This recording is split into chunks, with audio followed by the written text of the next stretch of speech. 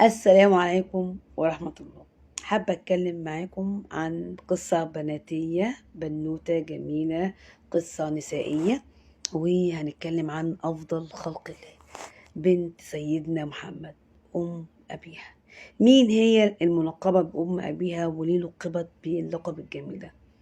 فاطمة أصغر بنات الرسول عليه الصلاة والسلام، أمها السيدة خديجة رضي الله عنه.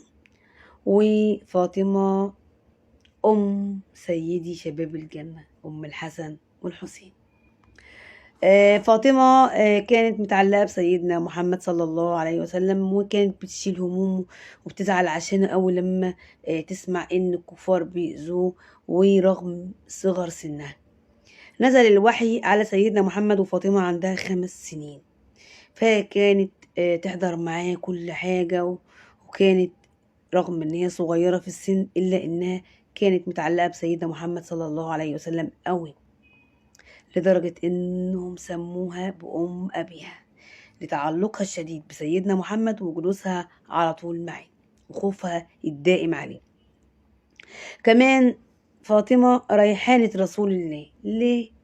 لأن فاطمة بيقال إن الرسول عليه الصلاة والسلام لما يلاقيها داخلة عليه في المجلس يقوم ويقبل إيديها ويقعدها في المجلس، ولما تخرج يقوم ويوصلها لباب المجلس. في حد بيعمل كده؟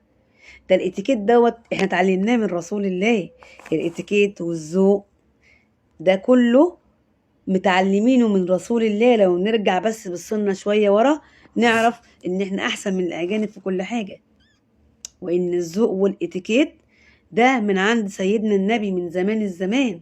شفتوا كان بيتعامل مع بنته ازاي. كمان قال صلى الله عليه وسلم: فاطمة بضع مني، من أغضبها أغضبني. يعني فاطمة حتة مني، اللي زعلها كأنه زعلني. مين بيعامل بناته كده؟ يا ريت نقتدي برسول الله، وعشت